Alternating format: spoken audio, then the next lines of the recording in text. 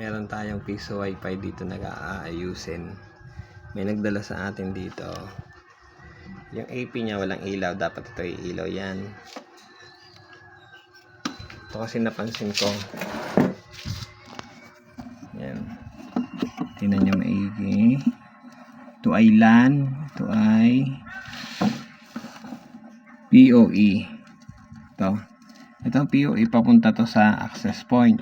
Pero bakit papunta siya dito sa USB LAN?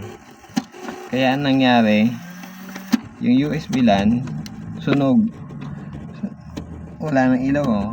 Patay yan, sira yung USB LAN kasi itong PoE meron niyang power. Ibig sabihin yan, power on internet.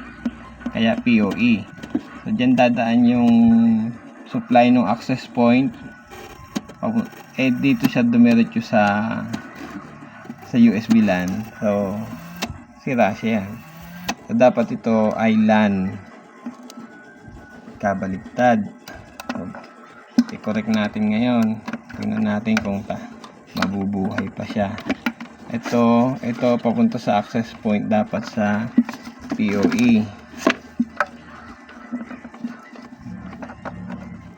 Natin yan, PoE. Ito sa LAN dapat nakasaksak yan.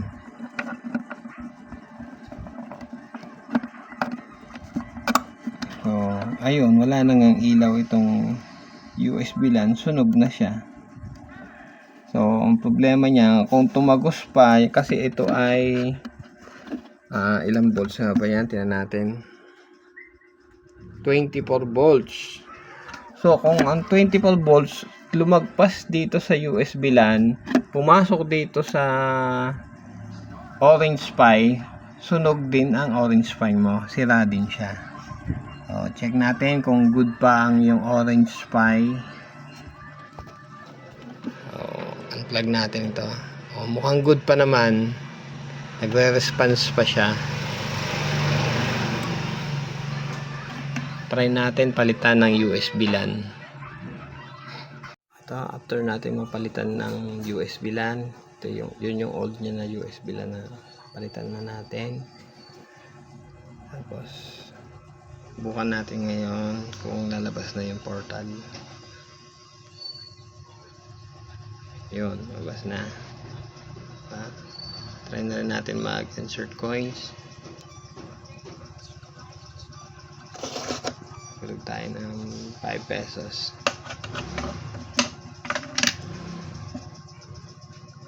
Ayun, na yung 5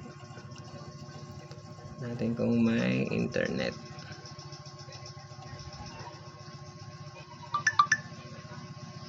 Connected na. Natin